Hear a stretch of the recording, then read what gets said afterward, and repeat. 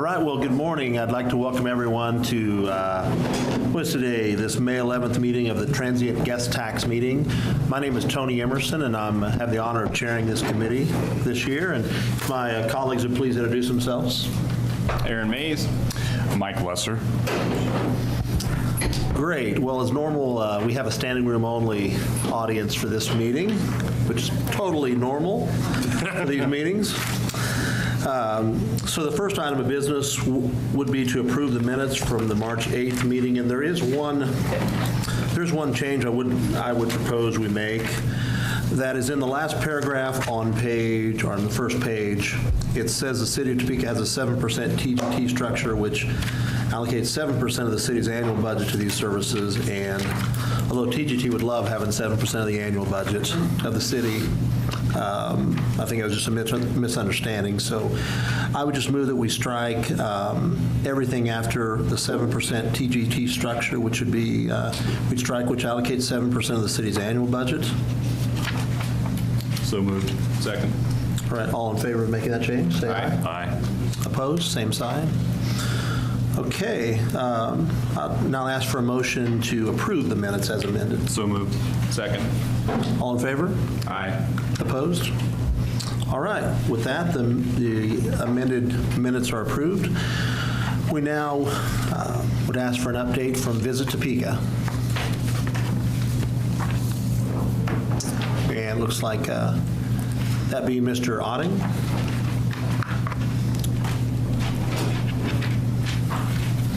Looks like he's going to be up momentarily.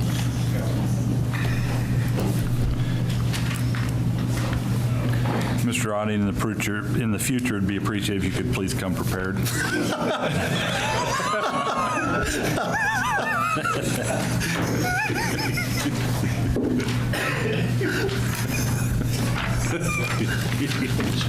Thanks. Thank you. I'm not going to go through all these at this time, but this is everything that I have today.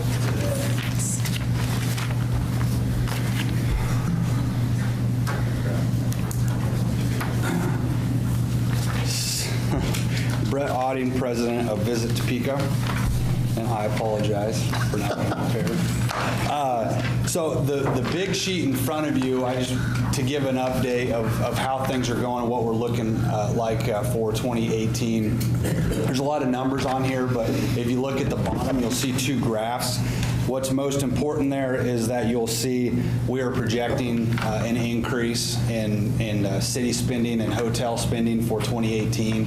And that is reflected in those bar graphs down there at the bottom. You'll see that we're still projecting an increase.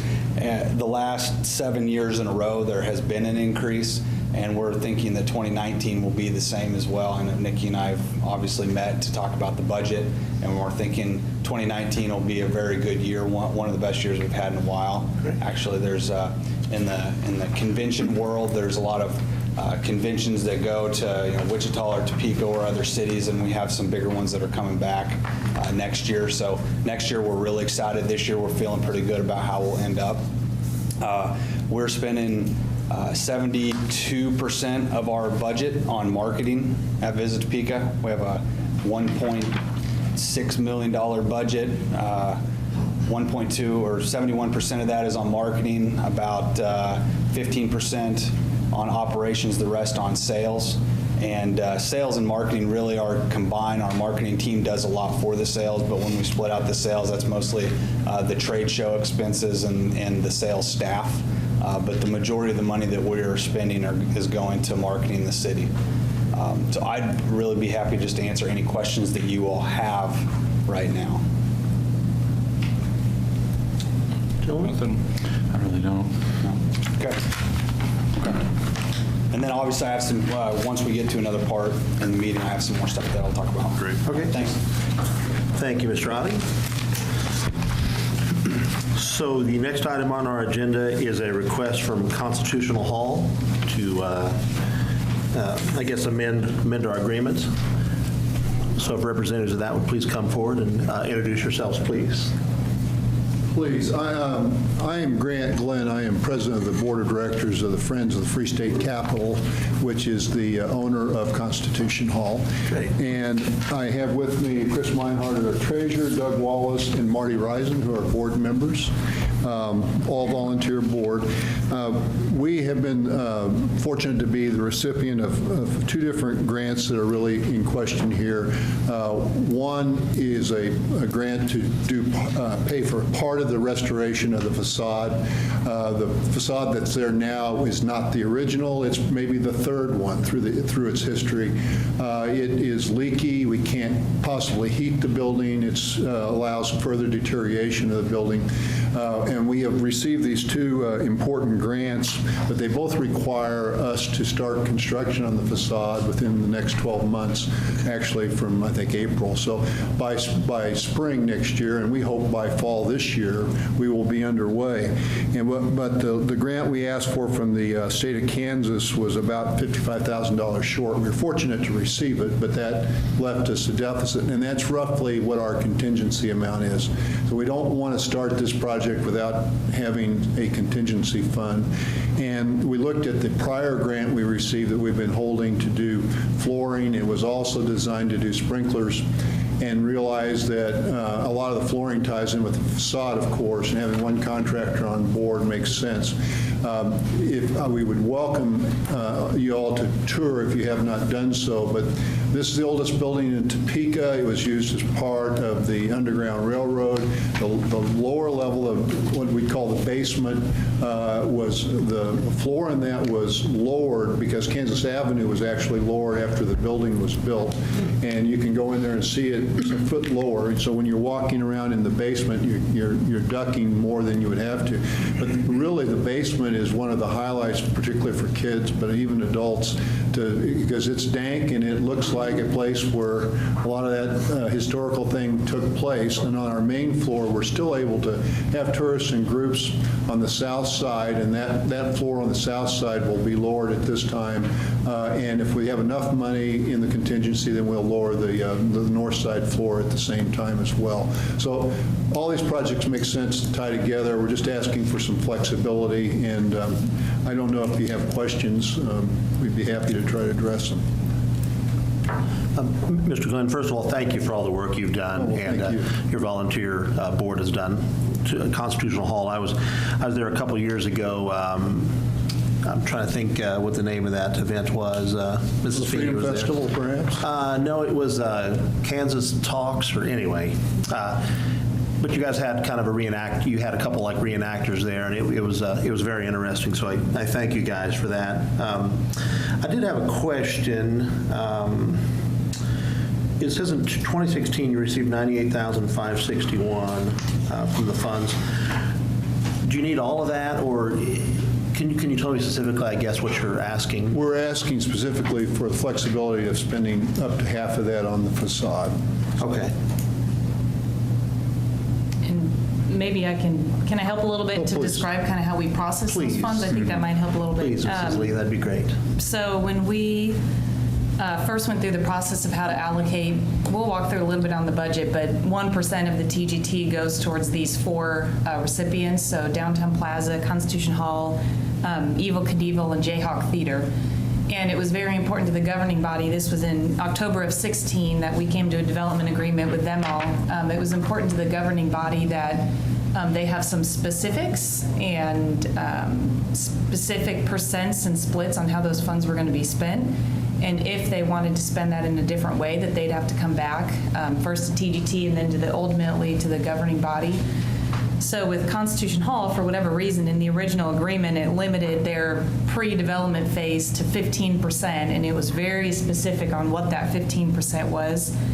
And over the course of the 1% allocation, their total will be $355,000. So it's not a huge amount of money, but the development agreement was very specific on 15% would be for these pre-development components, and it even goes on to say 10,000 would be for this, 18,000 would be for this, 25 would be for this. So they're doing their due diligence and saying they've had a change in kind of their budget and their scope, And technically, they're not spending in exactly the ways that we thought we were going to be spending back in 2016, which is expected. I mean, I think that probably happens with projects like this. So they're coming forward to ask for a way to change their agreement to be able to spend it in a little bit more flexible way. Did I summarize that well? A lot of these people No, were that's here to exactly decide right. It's what- impossible to, it's a budget, it's a forecast, and requires some flexibility. And there's actually 2 grants involved, and it's the earlier one that is requiring the flexibility now. We had prepared a proposed resolution for your endorsement to the city council, and I don't know, would you like to address that? Sure, briefly. Well, Mrs. Feeney's come up. That was a Kansas Dialogue was what that event was. You guys hosted. Okay. Well, Chris, were you there? I was not. I was, yeah. Mrs. Feeney was. She was one of our tour guides. Yeah. I think what Constitution Hall is asking for is something similar to what we did with the Jayhawk Theater. They also wanted to change their budget. So what we did is this committee recommended a resolution that would authorize the change in the budget and then authorized the legal department to develop an amendment to the development agreement that then went back to the governing body for ultimate approval. And I think this is what Constitution Hall wants. That's the same path they want to walk. So the resolution that you have in front of you, should you agree, would be to recommend an amendment to their project budget. That resolution would go to the governing body. Governing body would approve it, and then the development agreement would be amended, and it would come back to the governing body for final approval. Okay. And so, Mrs. Lee, if I could ask, we spoke a little bit about this yesterday, and I believe you said we need to decide on this, if not today, then at a meeting maybe next week. So Oh, that's on the budget, not on the Constitution Hall item. Okay. I mean, I think they probably would like to know how to Okay. proceed. I mean, they had a request to speak by June, so I'm assuming they have a timeline for their process, but it's really on item 5 that we need that kind of immediate reaction. Okay. Okay. I don't know if you gentlemen have any questions on this or any thoughts? I really don't. Is it something you guys would like more time to consider, or is it something you think? I think it seems like maybe time is of the essence here, so let's go ahead and make. And this resolution then would apply specifically to just this. It's not going to change any manifest resolutions we have on any other projects or anything like that. Correct. Okay. I'm good. Gentlemen, I'd entertain a motion then, or? I move that we would approve the resolution. Second. Okay, we have a motion and a second. All in favor of basically going with this? And I'm sorry, Mrs. Feeney, if I can ask, have you reviewed this, the language and everything of this? And I have, and it's appropriate. The resolution would be sponsored by the 3 of you, and it's just a recommendation, and then it would go to the governing body. Okay. Well, with that, all in favor of adopting this resolution and recommending its approval to the governing body, say aye, please. Aye. Opposed? All right. Resolution is approved. Thank you, Mr. Glenn. The next item on our agenda is the review of the 2019 proposed TGT budget. So turn it over to Mrs. Lee. Sure. So one of the key responsibilities of this committee is to approve a recommended budget of the TGT funds to the governing body. It always ends up being a tight timeline because you're really waiting for all of your first quarter revenue and data to come in from 18 before you can really make a good recommendation for the next year.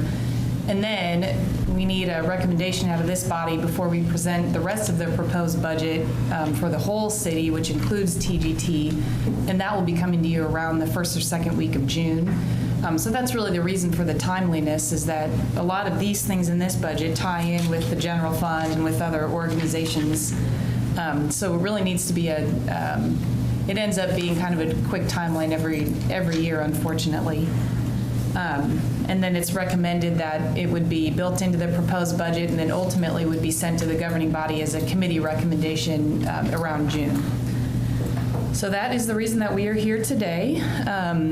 I will kind of walk you through the meeting in March. We went through kind of the setup of the fund. So if you recall that, it's a 7% tax. And every year you all are tasked with, the governing body is tasked with allocating how that money would be spent. So maybe I'll just walk through what's in front of you. And there are a couple of copies floating out in the audience. This is just the preliminary budget. So once it's finalized, it would be part of the final budget, and it, of course, would be open for everybody to see. Today, this is really a starting point, start of this conversation, and you'll hear some different thoughts and opinions on it. So we don't expect that. There will probably be another version by the time it's final, and we'll make that open to everybody, of course. So at this point, if you all walk through in front of you, as with every budget form, we show you a couple of years of actuals, the current year, and then the future year's budget. One thing to note that's very important on the TGT is that when we receive revenue, we allocate all of it out to our recipients based on all of those individual agreements. So it's never the intent to carry any kind of balance in this fund. When we do carry a balance, it's because of timing. So for example, like you heard about in the last meeting, we have some money for Sunflower Soccer that will be carried over until we have another plan from them. In the case of the TGT, the 1% allocation recipients, they don't always receive it exactly when it's received by the city. So the balance that you see here is really a timing issue with the timing of payments. But really, we'd always want this fund to be zero, because when we get money in, we want it to go out to all these different recipients.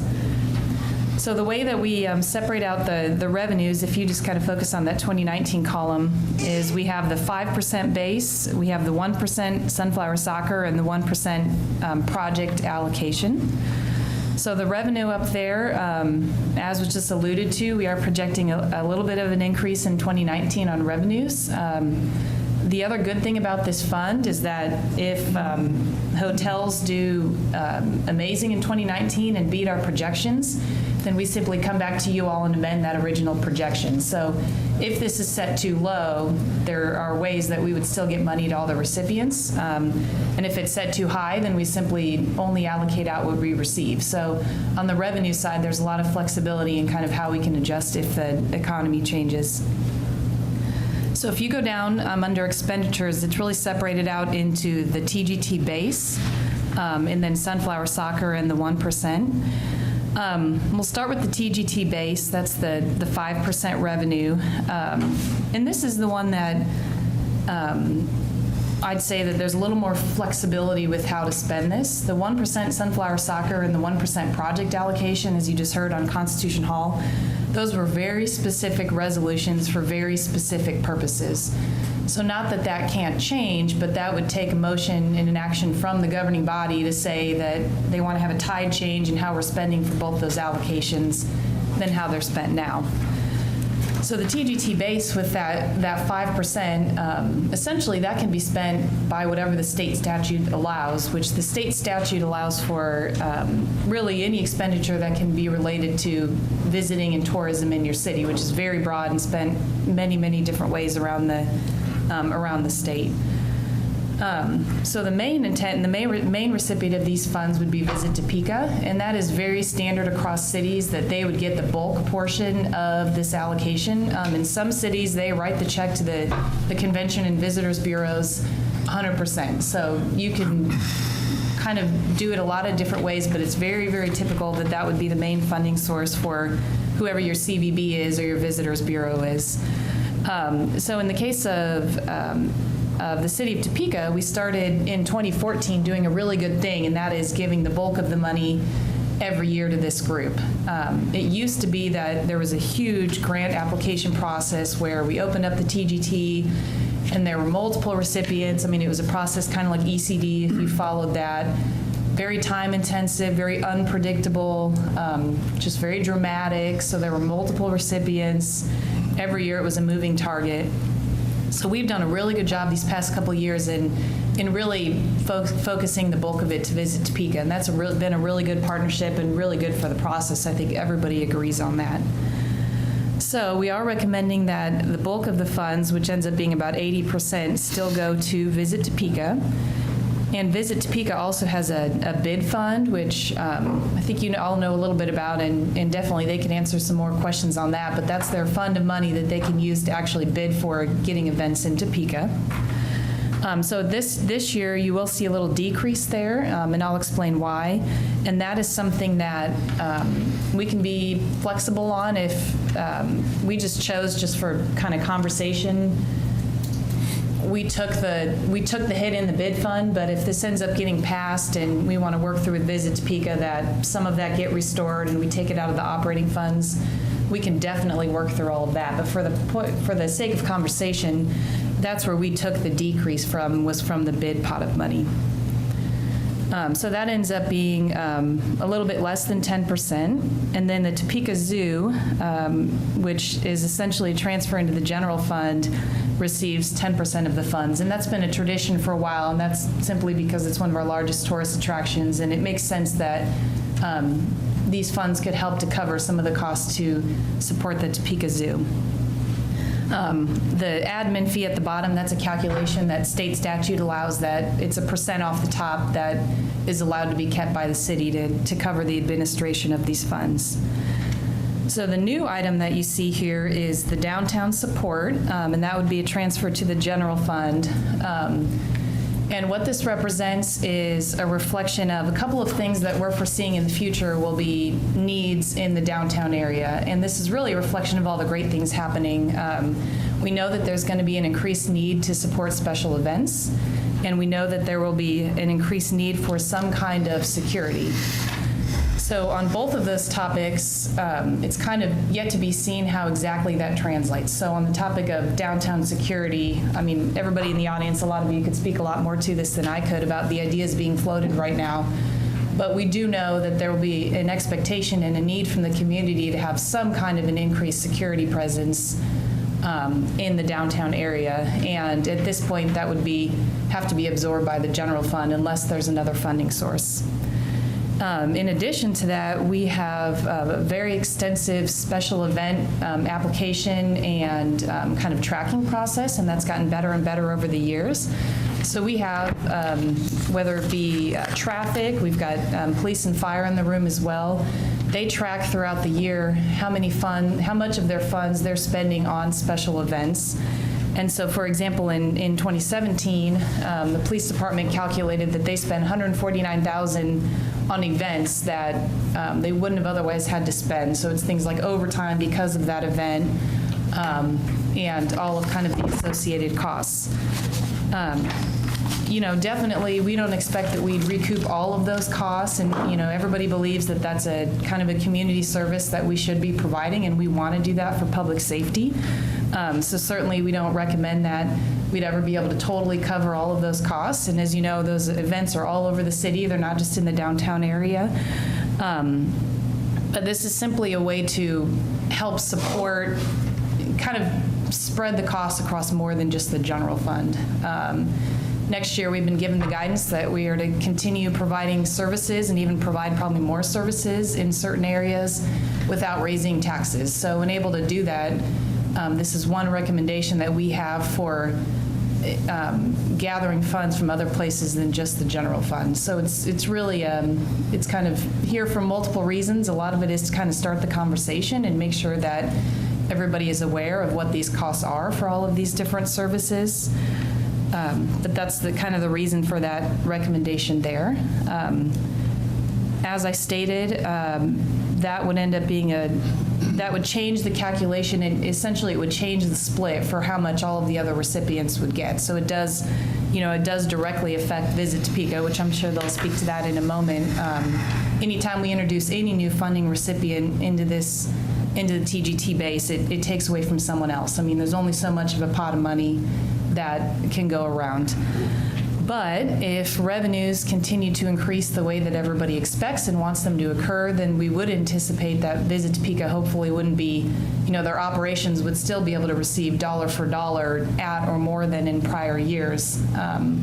So we believe that this won't actually make them have less on their operations than it has in the past.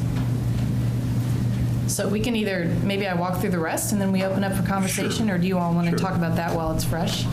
Please go ahead and walk through the Okay, rest. the other two will be pretty simple. So Sunflower Soccer, we went through this in the last meeting. This conversation is definitely not over. As we kind of pitched to you all in March, and as Sunflower Soccer presented, every year we have excess funds within that 1%. So if you can see, the actuals in 2017 were $274,000. And what that is that's our payment to pay down the special assessments for the projects that we completed out there. But we're projecting that, for example, in 18, that we will receive revenue of $361,000. So every year that they don't have another project, but we're still receiving the same revenue, we're actually going to continue to add to their balance. And per the resolution, that stays segregated in this fund for Sunflower Soccer. So until and if that changes, we'll continue to kind of build up that fund for the purpose that they come forward and make the request and is approved by the governing body. So at this point, this is recommending that we carry that forward, but as you know, if there was a change to that, then we would change how we allocated that out. The 1% allocation is very similar, where these 4 groups were actually specified in the original resolution, and then each of them actually have a separate development agreement. So these are simply, this is the split for the original estimates for what the fund would receive. This is their kind of prorated share of what that account would be.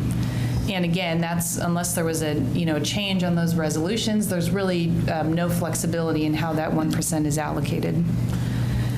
And then the contingency at the bottom, that simply matches the fund balance, and that's just a way to allow us to spend that balance. So if it does come in 2019, it gives us the authority that we would be able to spend it and allocate it to the associated parties. Nikki, on that, sorry, the spending really varies from one year to the next. Like Downtown Plaza was $540,000 in 17. Yeah. This year it's going to be $260,000. But not all of them track. Is that because that's how much actually was spent that year? So they had allocated, so like Evil Knievel Museum, for instance, it must have had more allocated, just didn't need it? Is that the case? I'm sure everybody would say they have way more need than what they're getting from TGT. I mean, all these recipients can speak to that. They're spending, they're either spending now or they will be spending far more than TGT has. So that's not the issue. It's really more with timing. So with Downtown Plaza, we actually didn't approve the development agreement with the governing body until the end of 16. So we've been collecting on that money, Okay. But since the governing body didn't approve how that would be spent until the end of the year, then we paid them in 17, not only the 16 allocation, but the 17 allocation. And in the case of Evil Knievel, for example, some of that was timing. So we receive the money every quarter, and then each of these groups has to submit a quarterly report that runs through the details of how they spent the money per the original development agreement. And it does end up being a timing issue where maybe they weren't ready to submit that, or because of the timing of when we paid out, it might have been off for one way, shape, or form. So that really accounts for all of that. I would anticipate as each of those groups catch up and really get going, and once they're all in full-fledged construction mode, I imagine the payout will be the same every quarter from here until the end. It's just a lot of it was due to the timing of their projects getting off the ground. But the contingency, is that just for the 1% allocation? So the contingency, that's all funds combined. So some of that's 1% and some of that is Sunflower Soccer. And then if there is anything from the base that due to timing, because of how we close our year, we don't receive the final 2017 quarter until a few months into 2018. So depending on how and when we pay out each of those allocations, then we can actually end up carrying some kind of a balance for a short period of time.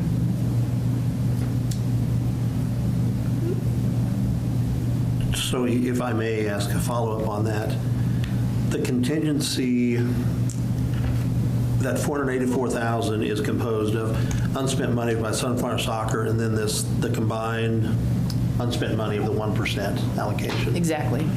Okay. Okay. Thank you. Well, as Mrs. Lee has indicated, we imagine from text and emails I've received, I know that there's a couple people who'd like to speak on that issue. So if you could, please come one at a time and introduce yourselves. Kurt Young, Executive Director of the Topeka Lodging Association. I want to just give you a start from a little point of history. It was about 2006 that another gentleman and myself founded the Topeka Lodging Association here in Topeka, or resurrected it. So, and I've been involved in a leadership capacity since day one. And I say that only to say this. I've experienced and witnessed a lot of history with respect to the lodging industry, the use of transient guest tax dollars, and I want to kind of relate a little bit, kind of rely on a little bit of that history, and Nikki did a real good job of alluding to it. Back in the early days, the transient guest tax dollars were just, to be quite honest, frittered away and not really used in a productive manner to do what they were intended to do. Through the efforts of TLA and a proactive Visit Topeka organization over the years, we've been successful, along with the city's cooperation, in learning from our past mistakes and trying to set the transient guest tax dollars up to do what they were intended to do, and that's generate travel and tourism. Yes, we refer to it as heads on the beds, but at the end of the day, it's to your benefit as a city what we do and accomplish with the transient guest tax dollars. And if you just keep in mind the relationship between every transient guest tax dollar that's generated and the corresponding amount of sales tax that comes along with that, then it doesn't take much of a scientist to figure out that if we increase transient guest tax revenues, we're increasing the sales tax revenues and the economic impact of those travelers and visitors to our city. And I'm not going to get into any of the numbers because I've seen Brett's presentation, the things that he has to say today, and he's going to hit you with some numbers that really ought to put it in perspective. So when I saw this last week, and please don't take my comments personally, I'm speaking from experience. I was a little bit speechless last Friday when I heard that we were talking about dipping into the transient guest tax fund to subsidize city operations. I understand there's a need that anything that we do to grow this city is going to generate additional operating expenses for the city. That's something we all have to accept as a fact. It's going to happen. The alternative is to sit still and do nothing, and things will remain the same. And I don't think there's a person in this room that wants that to happen. So at some point, we need to recognize that growing the city and accomplishing the things that we need to accomplish are going to create increased expenditures for the city. And we need to be prepared to step up and address that. Addressing it by dipping into the transient guest tax fund is the completely wrong answer. Okay? You're taking the one thing, and Brett will confirm this, I'm sure, you're taking the one thing that generates the biggest return on investment to this city and using it on the expenditure side of the ledger. And that, as a businessman, I don't see the practicality of that.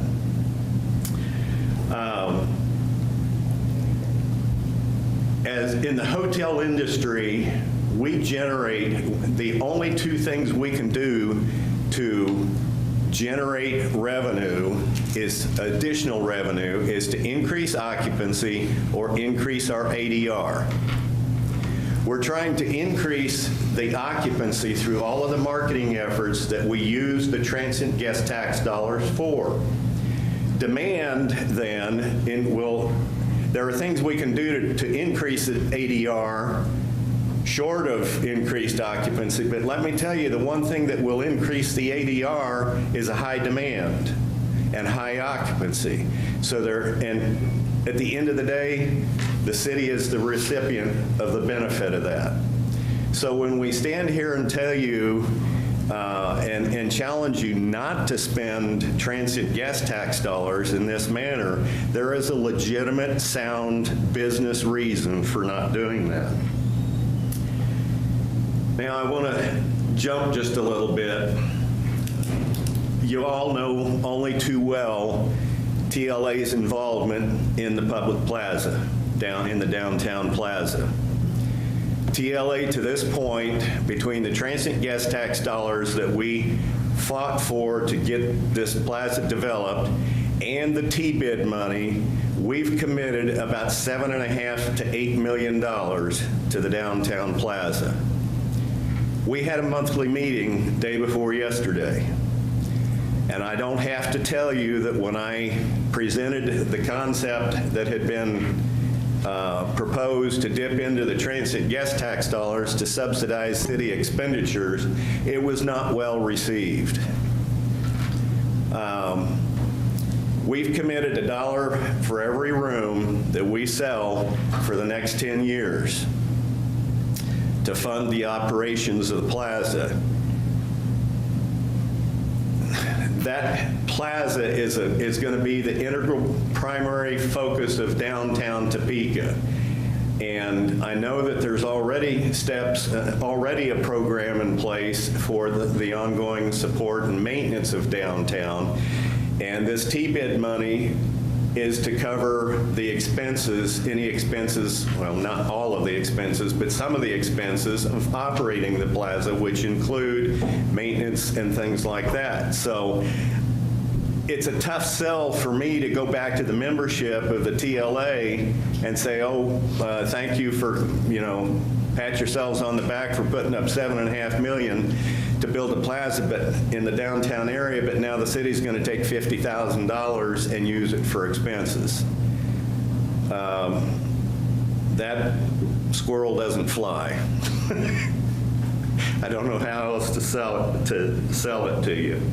So I just want to let you know this morning, there's a lot of things going on to build and develop and further enhance Topeka and make it a quality destination for travelers and tourists and conventions and everything. Just recognize that from that effort, the city will be the recipient of the reward from that in increased sales tax revenue. Let us use the transient guest tax money for what it was intended to be used for, and that's market the city and bring people here. I'll answer any questions you may have. Questions for Mr. Young? No, sir. Thank you, Mr. Young. Looks like Mr. Otting is coming back for a second bite. And he's on time. And you're ready. Thank you. So it is disappointing to all of us in the travel and tourism world. This is the third year in a row we've had to come back and answer questions about attempts to take funding from what we're trying to do. Last year it was to fund the river. The year before it was to fund improvements to old buildings. I will say one thing, that we are similar to an investment firm, but we are not a bank. We are an investment company. We take money, we invest it, and we bring more money to the community. In the hotel world, there's an analogy that when times are tough and times are tight, you don't cut the sales staff, or pretty soon you're going to have the janitor trying to be the one to sell the rooms. And I think what's going on here, similar to last year, is an example of the law of unintended consequences. And there's 3 things that could happen from taking money from Visit Topeka and the bid fund. The first one would be a larger loss of revenue, and the second would be the inability for us to be able to create revenue for the city, which we do. The third one would be a decrease in quality of life for the community. So the first one, the idea this year is to take $50,000 from the bid fund. So if you look at the smaller spreadsheet, it has some colors at the bottom. I'll walk you through that. The first yellow box on the left is how much money we paid to events last year out of the bid fund. We paid $74,800. Those events would not have came to Topeka if it wasn't for us going out, finding them, working with them, and then offering them a predetermined amount of money. Yeah, every group is different. We quantify that money with spreadsheets and graphs and impact numbers to determine how much we feel we can give them. Sometimes they want more than what we're willing to give, and we work a deal out and come to a common ground to get them to the city. The 2 yellow boxes on the right, $76,302, that is how much money that $74,000 brought back. So we spent $74,000 in transit guest tax dollars. We brought back $76,000 by those groups coming to town and filling up hotels. So taking hotel dollars, we're bringing back, we're investing. So it's a 102% increase. So we replenished in that sense. If you look just to the left, to the green box, that $74,800 that we spent last year brought $4.4 million in direct spending to the community. Hotels, restaurants, gas, eating out. That's a national quantifier of numbers per spending person that are coming. That's where we get that number. The blue box on the right, $403,426, is how much sales tax dollars that $74,000 brought in. So stay with me here. That's a 5.4 to 1 ROI, 5 to 1 ROI. For every $1 we spend, we bring in $5.40 out of the bid fund. If we take $50,000 from the bid fund, when we spent $75,000 last year, that's taking 2/3 of what we spent last year. So we have to expect that we would lose 2/3 of the money that we brought in as well. Losing 2/3 of $403,000 that we brought in is $266,000. So the action of trying to take $50,000 from us is actually going to result in a loss for the city of $316,000 in sales tax dollars. So by taking a little, you take more on accident. The next idea would be, well, what if we take it from the operating fund? Because if you like the bid fund so much, why don't you take it from the operating fund? We had a consultant come in and do a study 2 years ago and found that 61% of all the business that comes to Topeka, all the hotel room nights, are leisure travelers and group travelers. The other being corporate business and government that we don't really have that much to do with. So of all the money that comes in Topeka last year in hotel room dollars, 61% equals $27 million, which equals $2.5 million in sales taxes. So the question, looking at this, we had a really great event yesterday called the Smash Summit, where during National Travel and Tourism Week, so I was giving some numbers to everybody talking about how big of an impact travel and tourism has to Topeka. And it's ironic that we're talking about money for fire and safety coming out of tourism right now, because in 2017, $56 million in total sales tax dollars came from travel and tourism. And when I looked at the city budget, $56 million covers the entire Topeka Police Department budget and almost covers the entire fire department budget as well. So travel and tourism in one way or the other is paying for the entire police department, if you want to look at it that way. The next page behind this graph, Kurt talked about how there's a correlation between increases in tourism dollars and increases in spending, but I want to look from a different direction. I want to look at decreases. Now, Topeka is not what you would call a big tourist destination. I'm very well aware of that. But for that reason, it's a lot more difficult for us to try to bring visitors in, and our dollars are a lot more crucial to us. This one page here is a page from Tourism Economics that is a part of Oxford Economics. A couple years ago, they did a study for San Diego tourism. Everybody knows what San Diego is: beaches and consistent weather, great tourism destination. Back in 2012, the city started taking money from San Diego Tourism Authority, which is our counterpart there, and started using it for city funds. And that bottom graph you see, when marketing dollars were taken from them, they started seeing decreases in room revenue coming to the city. In 2013, the city took the entire 100% of money away from them for about 8 months before they realized they'd made a huge mistake. And then you see it start going back up. So even in a big international tourism destination, taking money from the marketing organization that is tasked with marketing that city has a grave effect. The last thing, I had Freddie, our economist at the partnership, give me two numbers. 2017 census has 178,567 people living in Shawnee County, living in 71,015 homes. That's $2.51 per person for tourism dollars. If we take that $50,000 from the operating budget, we're going to have to cut. And that's how it is. We are not an organization that hoards money. We have money come in. We spend 100% of those dollars on operations, on marketing, and on festivals and events. So looking at that, what we would end up doing, because what we do is it's not always customary that an organization such as ours puts on special events. We would look at having to cut events. You know, Country and Food Trucks is a brand new event that's starting on Saturday. We expect to have 5,000 to 6,000 people downtown. It's a new event that would be cut. Every single one of those food truck and music festivals would have to be cut if that was done. I would guess that on average, the majority of Topekans and Shawnee County citizens would rather spend $2.51 and be able to go to these free events than to have their taxes increased. So that is all that I have. There's one more piece of paper there. Roger Fry, the chair of Visit Topeka, wrote a letter. He is out of town right now, but he wrote a letter, and it's pretty similar to what Kurt said.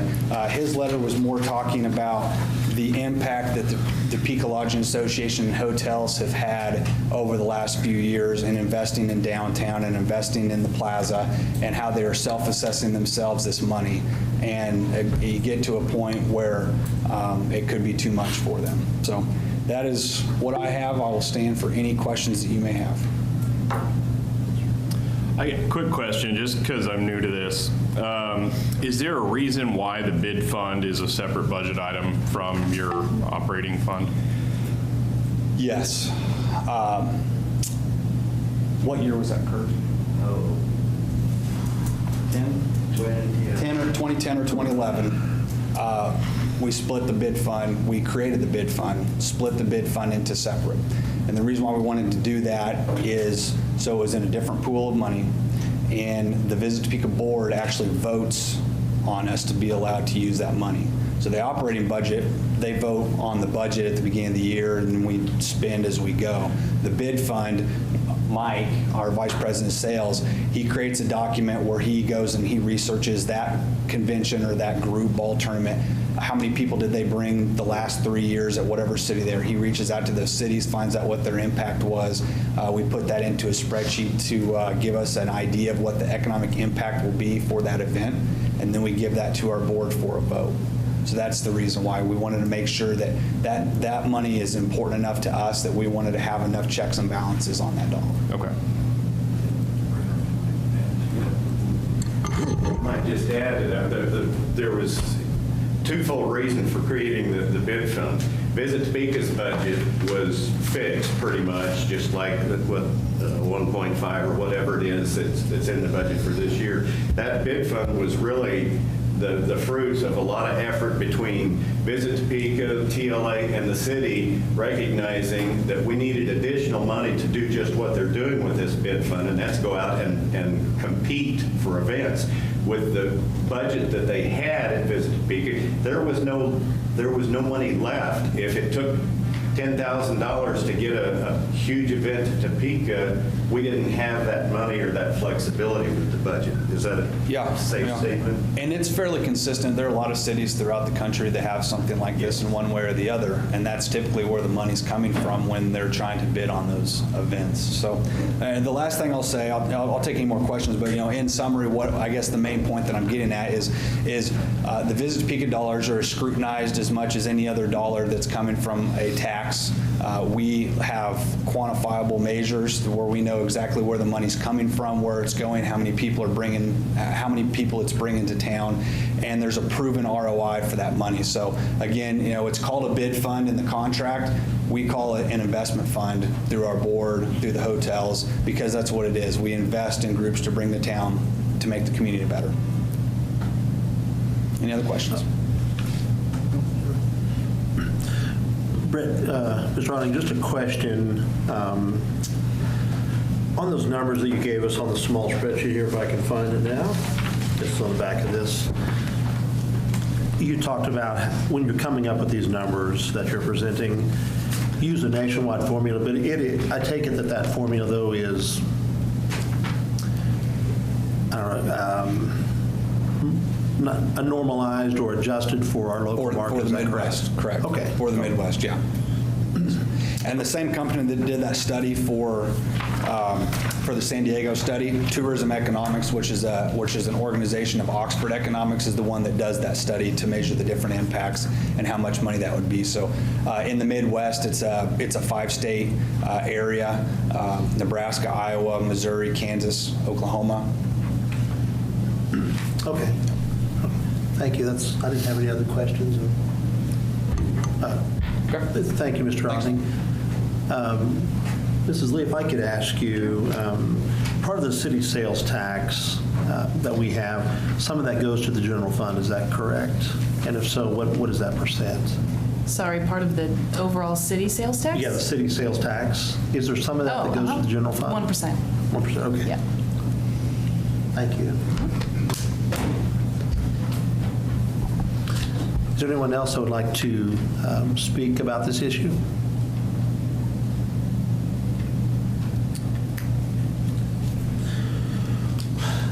Well, seeing none, again, from our conversation yesterday, Mrs. Lee, this committee has to, in the next few weeks, decide on a budget and bring that forward to the rest of the council, correct? Or to you guys to put in the city's budget. Yeah, so we can be a little bit flexible on the timing, but the reason for the immediacy is especially on this general fund piece. If this isn't in the TGT budget, then we got to spend the next 2 weeks finding it somewhere else. So what happens in this fund directly impacts balancing the overall budget, which takes a little bit of time to do. So in order to be timely and get you all the recommended budget in June, we really need kind of this decision point. It doesn't need to actually be approved by the governing body before the time that we all give you the proposed budget, because we would simply have the proposed budget reflect what you all had sent to the council, assuming the council will probably go with the recommendation. But really, over the next few weeks, if you all want the proposed budget to reflect these decisions. If it doesn't, then we have a hard decision to make. Do we assume it's going to happen or not? If not, are we finding $50,000 with you all together later in June? I mean, there's just a lot of decision points that have to happen after this one. So we almost need a decision either way so we can work on the rest of the city's budget and be prepared to present you all a balanced budget. Okay. Thank you. So I guess, gentlemen, it comes down to, is this something you want to try to decide today, or would you like to try to schedule a meeting next week, give you some time to research it and think about it? Can you one more time give me a little bit of breakdown one more time? I want to make sure that I'm understanding correctly. On the Sunflower Soccer, I think I understand the way that this works, but the reasoning in why the funding went to 274 to 361. Can you one more time run through that? So if you look at the top under revenues, so the revenue, so the funding has consistently been around the 380 range.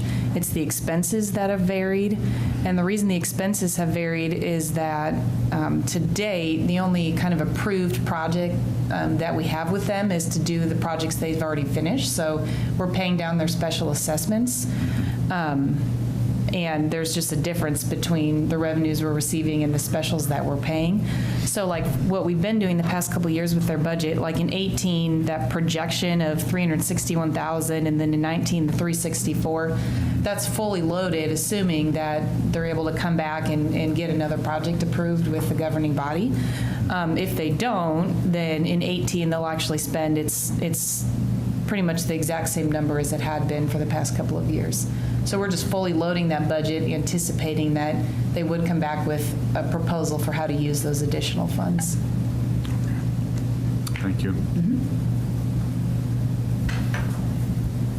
Well, I'm fine with whatever, you decide whether you want to talk about it or make a decision. I'm not in support of pulling $50,000 out of the Visit Topeka bid fund. First thing, I don't think that was the intention of the guest tax, was to support those items. I think that's more of a general budget item, quite frankly. The other item that I have that just, from Business 101 is, and I guess Brett even actually talked a little bit about it too, is the last thing you want to do when you slow down, as easy as it would be to cut your marketing, your advertising expenses when times are slow. And after 9/11, my business was faced with the rising prices and a hard market. But the last thing to do was to shut down expenditures on marketing and advertising. So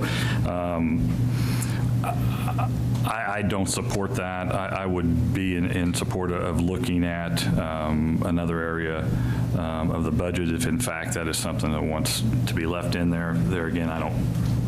But the last thing that I would do, I guess wholeheartedly, what I can say is I do not support stripping the bid fund for those expenditures, and I am open to talking more about the fact of if we want that in there, but it's going to have, in my position is it needs to come from somewhere else, if in fact we do.